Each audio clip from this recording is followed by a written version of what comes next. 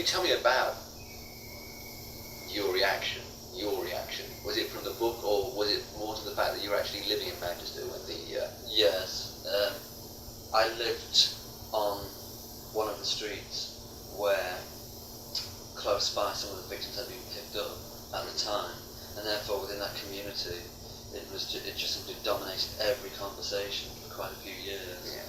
It was like the worst thing that had ever happened in the history of the world, and it was very, very real to me, and it was something that could never be discussed because of the nature of its horror. Yeah. And so therefore I was very aware of it, and in essence almost, sounds very, could sound almost absurd, but I was a potential victim even. Yeah. Did the sense of evil really nail it, or was it more a confused sense of what? I think it was so evil that it was really ungraspably evil. I think it had a different it's like when something is so awful, It becomes like a soap opera. yes, it becomes almost just totally absurd. I mean, but it was very it was the unspoken although it was the subject of every conversation, it was the unspoken occurrence in a way. No, but by this time, now we're talking here, of course, about Brady and Hindley having been caught, Yes. and the bragging the part, right, yeah. Yeah. How did you feel when you read? What was your reaction to that pathetic attempt by the punk movement, or not, or elements, or exploited, opportunistic elements of the punk movement to make a master of Myra Hindley? Yeah, again, it just simply struck me as like shallow outrage. Let's not really study the facts. Let's just seize all symbols which will horrify people. Yeah, right. Which to me is like a juvenile. To me, it's like a very juvenile mode of thinking. Juvenile ways to be shocking, swastikas, etc. Not really understanding the true meanings behind them or whatever. Yeah. It's just like this street gang violence, empty, without any intellect, without any thought. I mean, surely you must have felt very, in fact, disorientated by the whole punk movement. I mean, on the one hand, you were the vanguard president of the New York Dolls, the forefathers. I mean, this is a situation I found myself very much involved with. Morally, I found the thing corrupt. I mean, utterly corrupt and dangerously corrupt, and at the same time, I was being given this shit because it was not hip. This was hip. This was what was happening. Yeah. And I was getting from all sides, and I was saying, no, but you have not been. You haven't had to deal with some of the psychopaths that are being given free rein to express themselves. And this is not on. Yes. Any society that talks about art over human life is had better really sit down and think this one over. We better really talk about this one. I mean, no, but those things. I mean, how do you feel about punk? I mean, both of you. Obviously, this was a major. I felt that I was always observing, even though in essence I wasn't. I mean, I seemed to be. I'd spectated the most important events. Yeah. I think of the evolution of the punk, but I always felt that what about the aggression, the actual? I mean, which seemed to me to be very overpowering. Maybe it was exhilaration to those who were involved in it, but to me it was aggression. To me, it was just bully boy tactics. Yeah. Which I just can't even begin to acknowledge in any way. Also, the gang mentality was the punk mentality. Yes. It wasn't an open. It resented communalism. Yeah. It took things into it was. I mean, to me, it was the death of rock and roll because it tried to actually turn rock and roll into a way of life and succeeded lamentably. Failed lamentably. Because it was like a movement, a musical movement without music. Because how many of the records can we actually remember with mammoth fondness? How many of the records were important? Yeah. Here, I think we would. to me, you see, the issue is that an awful lot of the bullshit about punk, or an awful lot of I don't really like that word, an awful lot of the really pernicious elements of punk came from the South, and this escaped me at the time. I must admit, I was completely being a somewhat bigoted Southerner at this point. I found the Buzzcocks quaint, but impotent. I don't know if you can relate. And this is after Devoto had left. I didn't see them before that. Nor was I that much interested to see them. And I remember this. I remember listening to their accents. So Peter Shelley had that rather slightly feminine accent, and he sounded, I remember writing this review, just completely writing them off as, with this guy that sounded like Wee Willie Harris on the banjo, like it was really cute like that. And this withering statement about a group who I've still not yet come to. I mean, I later wrote another review which was much healthier, I guess. But I know I can't deal when people talk about the greatness of the Buzzcocks. I'm lost. I think they're good, but I don't think they're great. Maybe their greatness stands because they were one of the few. Yeah. And in when there are so few, then greatness is easy to apply. Yes, that's probably a complete thing. I did see their first few appearances, and I must be honest, I did feel something quite special from them. But I thought, within this massive sea of angst-ridden groups, I thought Buzzcocks were perhaps the only ones who possibly actually sat down and thought about what they were going to do, instead of just this the boot boy tactic. Yeah, I mean, learn three chords and exactly. Attitude. Well, you see, the whole thing about the New York Dolls was attitude. It was attitude, but I mean, to me that's a really dull word, because Lionel Richie probably thinks he's got attitude now. Yeah, right. But again, it was probably the same thing with the New York Dolls. David Johansen was very, very clever, and I liked that, because here he was in this sphere where intellect is like anathema. Yeah. He was being incredibly clever, yet he was also covering the right pitch by being very aggressive, being very sure, and having everything under control. Do you really control. think that intellect is anathema? No, I don't. But within rock and roll. No, that's exactly what I mean. Of course, I don't think that intellect is anathema. I mean, but do you really believe that? I find this quite a provocative. Maybe this is the reason that I failed. I've actually thought about it. It says, wow, the light bulb lights up. Intellect is anathema in rock and roll. I don't know. Do you think so? I think it's proved itself day after day to be. Yes, it has to be. But if used with the kind of guile of Bob Dylan, one takes on Bob Dylan was used intellectual. David Bowie used phony. The reason that David Bowie is successful, let us face it, is that he has a minor talent as a composer. Musically he's quite good. Vocally he's quite good. Lyrically he is usually abysmal. But what he has is this kind of, what most art students at the age of 17 sort of picked up on. Yeah. He's picked up at the age of 25. Exactly. And he's just like this jackdaw. And it's great. It's not great. It's lamentable in many other respects because it goes back to that sort of the Julie Birchall read the sleeve notes, snort a line of speed and rant. The short way round, getting to the heart of the subject. The non-way round.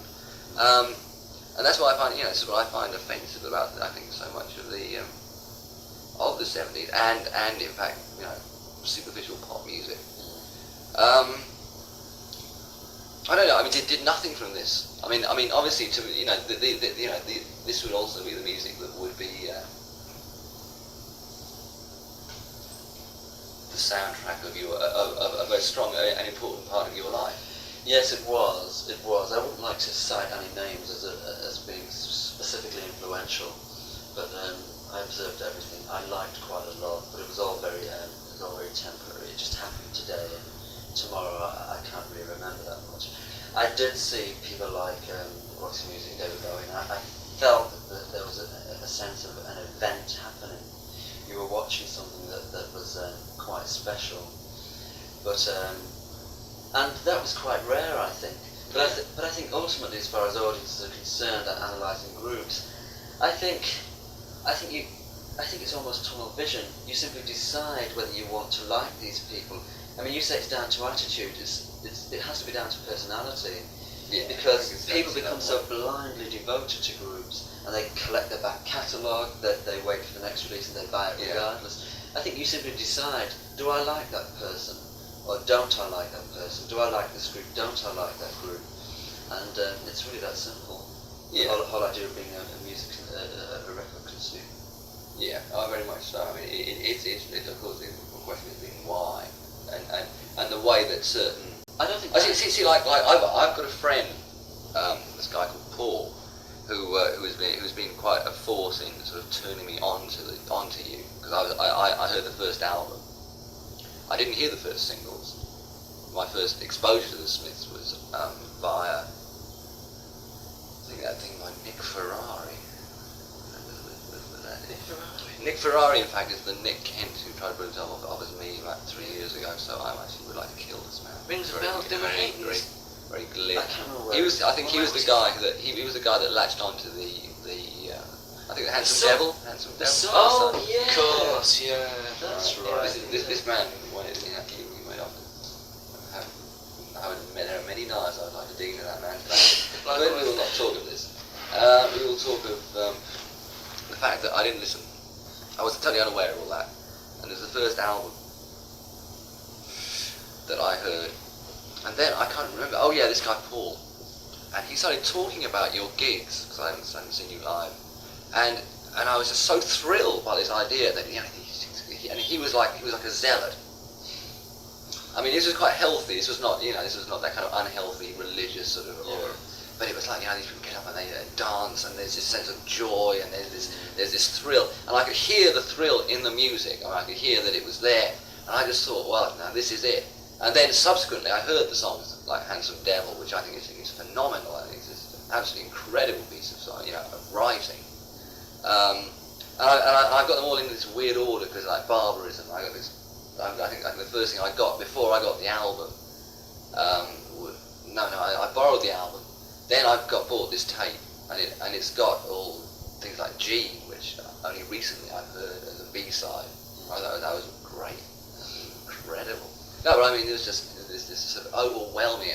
All these songs, just really overwhelming. At the time when we were talking about when we first started doing gigs and people were being aware of it, celebration was quite an important word and quite an important. Yeah, right, exactly. It's the most right. And thinking now, I mean, I still don't feel any differently about the gigs being a celebration.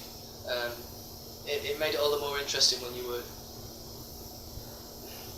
Do people get in the way? Do they respect? I mean, people on stage, tend to knock things over, and I mean, or it really depends. I am a true believer in the fact that dare I say, the vibe the band puts out will return. Yeah. And I've seen it happen many times. When negative vibes have gone out, they come back threefold. Yeah. From your experience, dare one say, be positive. Yes, it's absolutely true. Yeah. And I just think about the early gigs. I mean, it was really interesting to be like celebrating in a place like the Rock Garden, or it was really the absurdity of this. It was like an explosion, which could. What was it like supporting? I mean, you supported the Gang of Four. I mean, those Lyceum gigs were just. For all the group members, just horrendous in every way. Did you feel that you had to was it quite early that you realised you had to top the bill in terms of getting across? I mean, in many respects, the support spot seems to be almost a point. To be honest, we did feel really confident always that we were going to give the group, the support, the main group, a problem. We really knew that because we were obviously getting more and more confident with every single day because we were doing so many gigs, and at that time we really were becoming aware of every strong point. I mean, really. I mean, it's just second nature now. But then I was starting to think, wow, from the audience point of view, when they look at Andy and just see his stance and the kind of persona that he's got on stage, and then they actually listen to the amount of notes he's playing. Right. Yeah. And how masterfully areas of the basin. At that time, you know, we, as I say, it was really an awareness of how successful we could be and subsequently have been. And so they were a really amazing experience. But what I must say is that the only thing that isn't there now is the fact that of the absurdity of celebrating in a place that is maybe only half full, but it's completely seething. You know, like some of the Boston Ace gigs and things like that. Yeah. And that's the only thing that I maybe miss from the live gig now, because it's been taken. The sound is much better. Oh yeah, I mean, I still think that for a group of our position, we take every consideration about the performance. Other groups like, of our status, if they don't have a barrier, a 4-foot barrier in front of the stage, then it's maybe unprofessional, and you know, and every group I've seen, contemporary group, always have this massive barrier for some reason. Yeah, and it's always it's always a big number when we get to a sound check, and there's this barrier there. We always have to find some way of condensing it and stuff. Yeah. So I mean, we are sort of trying to. Yeah, isn't it somewhat? I mean, people? I mean, a number of fans have come and grabbed you and held you. Yeah. This you obviously don't find embarrassing. Has it ever been anything more than loving? I think that's enough, really, but that has always been there, even from very, very early days. We didn't support for very long, and all the groups that we did support at that early period we've certainly left behind. But it was always there, just simply because we, in turn, emitted that kind of this aura of, if you like, it sounds really, love. Yeah, it has right. to be there. That the group and the audience could possibly love each other. Sounds, very airy-fairy, but I think it goes back to emitting the right rays, whether they be negative. I have been negative sometime, and the whole thing has virtually soured before our eyes. And negative in what sense? Just in a cynical state of mind? No, when things go wrong backstage, I get terribly affected.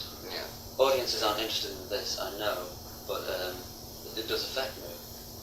No. But in many ways, for a group of our status, we still do lots of things that are considered largely unprofessional, because we still have the frame of mind that we began with. Even though we're playing in halls of 3,000 to 4,000 people, we're still the same. It's still just 4 individuals on the stage. There are no laser beams, there's no barrier, there's no fancy curtains or whatever, the usual trappings that people clasp onto. It's still just the Smiths. And I think that's why, in a way, we're going against the grain of success. And that's why we're disliked by lots of industry people. Yeah. Because we don't now go out and buy all these trappings that keep lots of people in employment. When you become a big group, you have to employ 28 people to, comb your hair or whatever. Right, yeah. And because we don't do that, we're mealy mouth, poke face, northern, etc. But it's, we try and don't give the, still lads around Manchester kind of image or whatever. But we do I certainly do still feel like, whether it's me and Morrissey or for group members, that we're still, it's us going through this strange experience, this strange experience being sort of fame and success and everything. Just to stress what Morrissey was saying, it isn't that, there isn't kind of a period where you just turn on to, you just wake up a day successful and you start living that way and performing that way and so on. That would be real. That would be the ultimate sellout, really. If I felt that, I've achieved so much, and therefore I should do something about it and be seen at the right places and so on. And do gigs with lasers and all the trappings that Morrissey was saying. It still comes down to Mike, Andy, Morrissey and Johnny sort of going through, we're living in London now, what we're going to be doing next year, what we're going to be doing the year afterwards. One quick question, because I've just died to take another piss of a very weak bladder. And that is, are there any other groups that you consider remotely in your class currently? I can think of one, which is James. James. Yeah, I mean, I do like James, but James being. James being the Manchester group who curiously started around the same time as us, but have really not followed up their initial potential and are doing so now. And they're an interesting group. They're not as, how can I put it? I couldn't see them as being a commercially successful thing, or even a massive. They haven't got mass appeal really. But for all the indie hipsters, they're certainly the best group around. I really find our contemporaries very, very boring and very pretentious. I mean, I could go into it for hours and hours, but that would be giving them too much importance. I don't think about it too much. It's just simply because I'm never struck by a record, and because it's been that way for so long, I don't even need to think about it anymore. Yeah, right. But I never deny a group the chance. They've been I'm really amazed, in fact, at the level. I mean, I'm not amazed. It's pretty good, actually. It's not that bad. It's like packaging, style. I just don't hear good songs. I think that's what it comes down to. Is good songs, and there's this absurd. Excuse me. It's not too shabby. It's too old for me to talk about him as a peer, but I can really, it's strange, because I've met and all that recently, so this. No, that's okay. But it's strange because I've got. Shall I take this off if you want? Yeah. I mean, just tell me, signal if you want things off. You thought that the Fall were as great as Captain Beefheart, and then I thought, God, it must be a bit weird.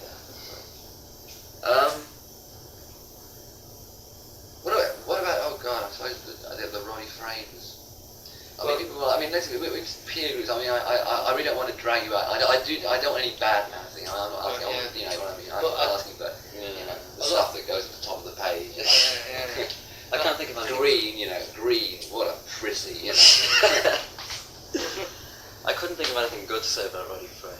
To me, he's an absolute non-entity. I mean, after reading streams and streams of interviews with Roddy Frame, the only thing that I can actually remember is his name, which to me is quite depressing, because if you can't get anything across, even if it's just total idiocy within an interview, then you're an absolute profound non-entity, which I think he is.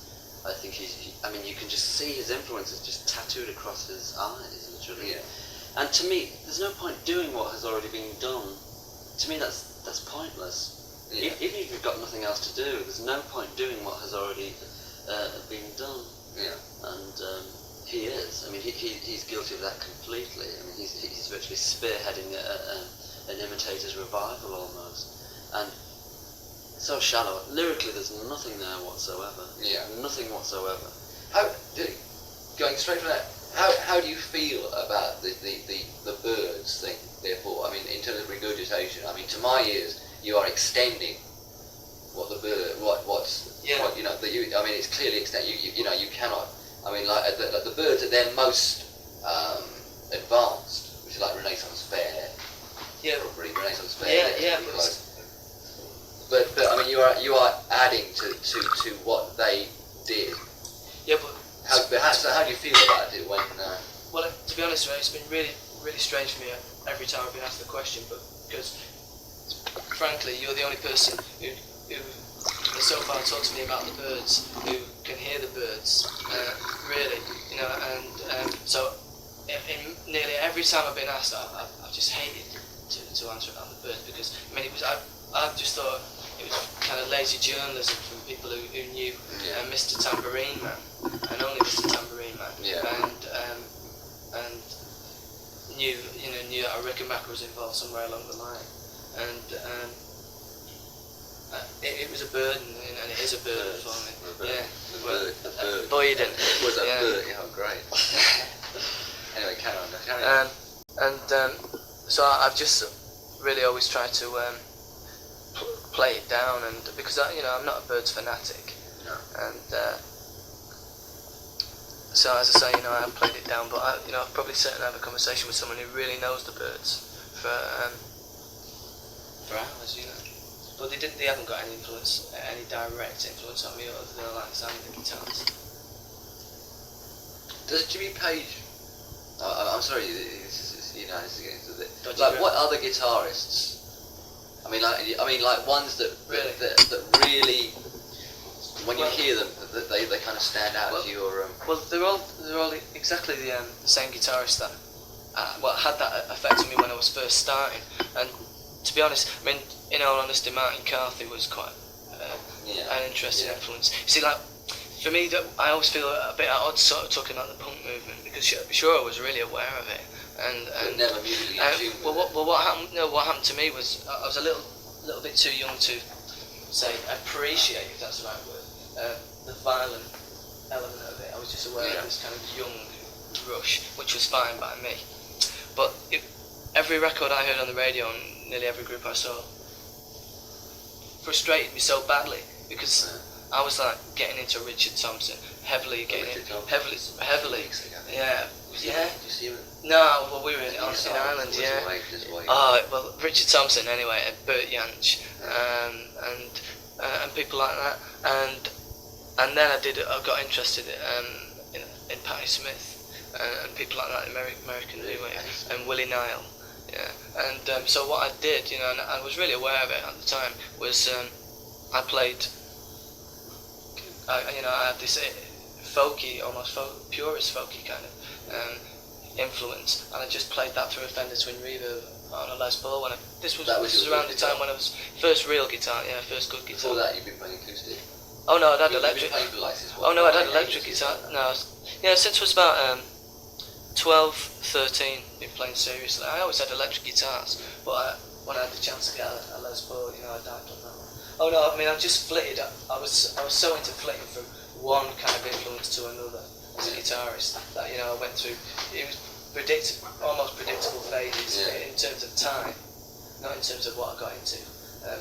You know, every so often I just outgrow the need to just, you know, sit playing the guitar, Neil Young riff, acoustic guitar, Neil Young, and get into playing horses or something like that. You know.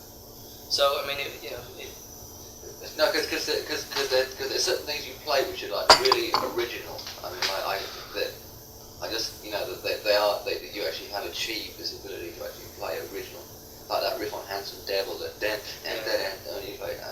There's no one, and like I've listened. The first time I got this live tape, I listened and I was swearing to God there was like another guitarist in the background. You know, the classic sort of, you know. Yeah. Well, that roadie under the amp, you know, playing the odd C major or whatever, and it's what I mean. It also sounds. I mean, maybe it's just the weirdness of the way that this particular Walkman, I guess, recorded it. It sounds like you're playing a harmonium. There's an effect. I mean, presumably you use effects. Well, yeah, I use reverb and a bit of phase. You don't use a chorus pedal. Oh yeah, sorry, I mean chorus as opposed to phase.